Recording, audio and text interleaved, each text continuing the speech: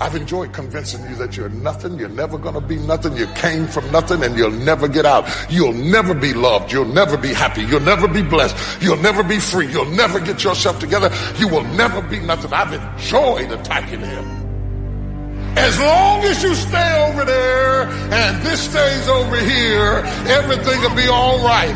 But the moment you try to break away from where you came from and take over new territory, that's when all hell breaks loose in your life.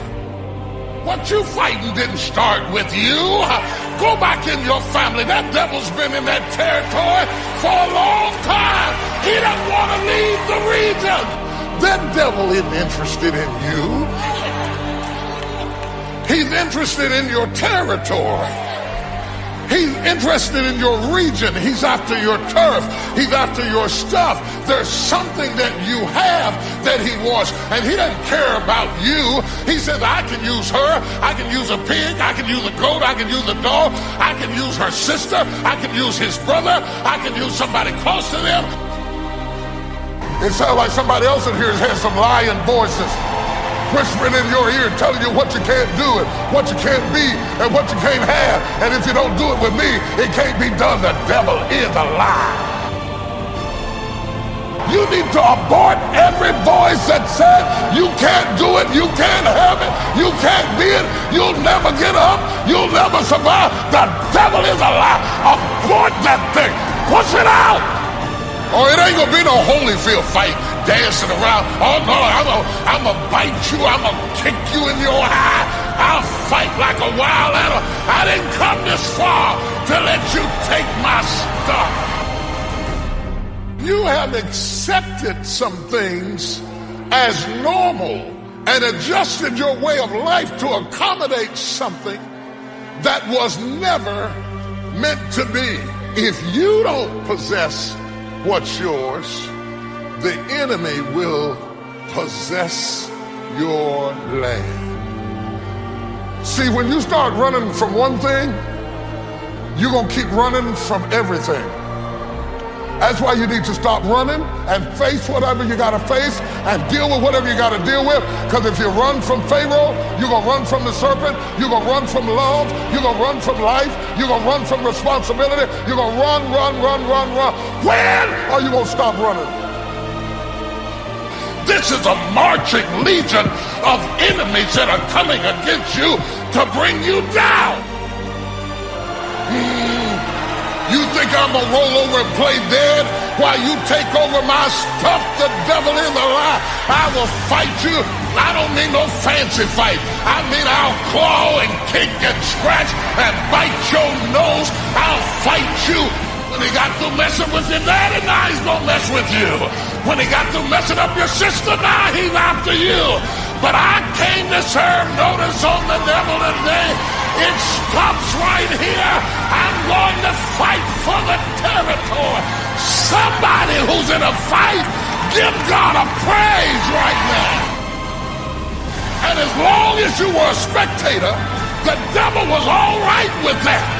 But the moment you start raising your head and worshiping God, all hell breaks loose. Do you hear what I'm saying? Do you hear what I'm saying to you?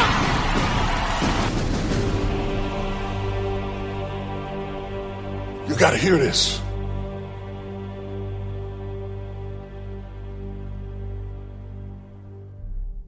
You mean you just gonna sit there and let the enemy take your stuff? You do recognize you're in a fight.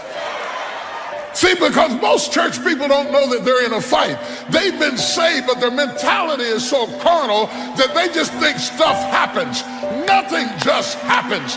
Everything came from somewhere.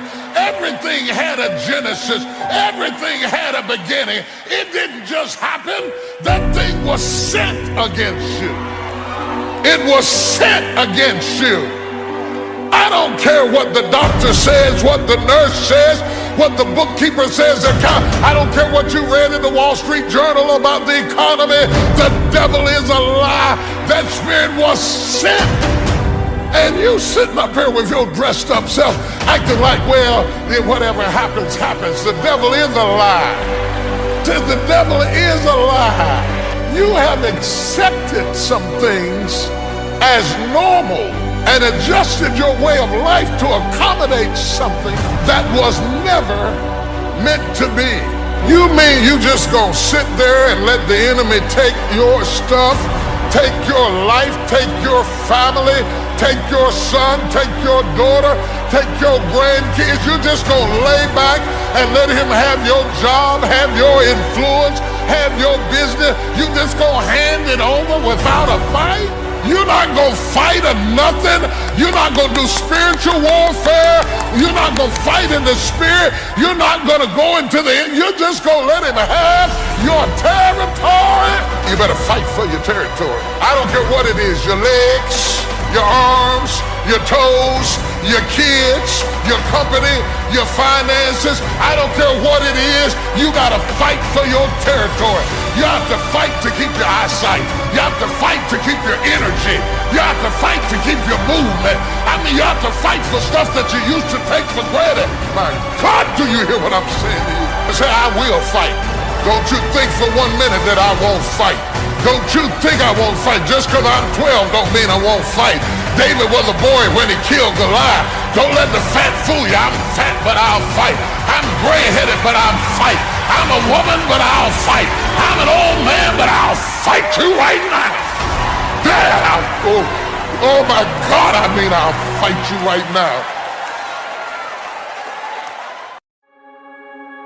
Don't give your territory over to the enemy. Now, in order to have territory, you have to have ownership. And the problem with you is that you might own territory that you don't even realize. That God has given you certain things up under your auspices and up under your authority that you've got to be prepared to fight for. Oh, y'all don't hear what I'm saying? And you're waiting, and you're waiting, and you're waiting, and you're waiting tired. Does anybody know what it's like to be tired? Trying to hold your head up, but you're tired. Trying to be tough, but you're tired. And one by one, they all went to sleep. Not just the foolish. I don't care how smart you are, you still get tired.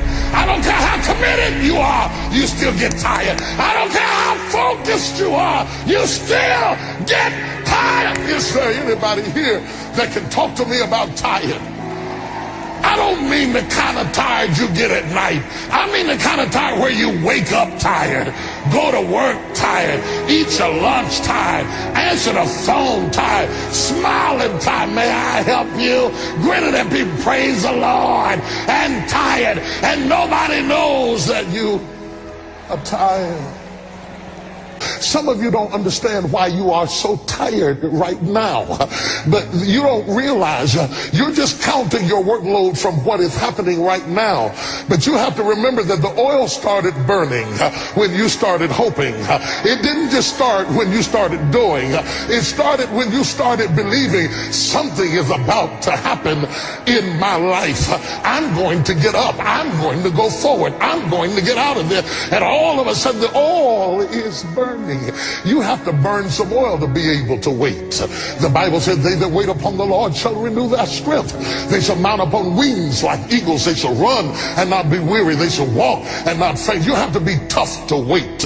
You have to be tough to work all day and go to school at night. You have to be tough to take 2 part-time jobs and put them together and try to make it do. Oh, y'all don't understand what I'm talking about. You have to be tough to start a service in a storefront with 2 members and the bills are higher than you got. You have to be tough. Is there anybody in here that's gone through a tough time in your life and you were waiting on a breakthrough to occur in your life.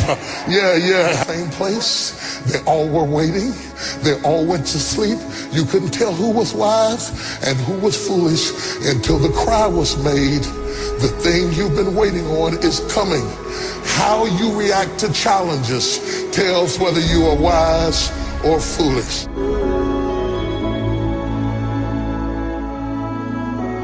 And you will never completely be healed or whole until you change the voice inside of your own head.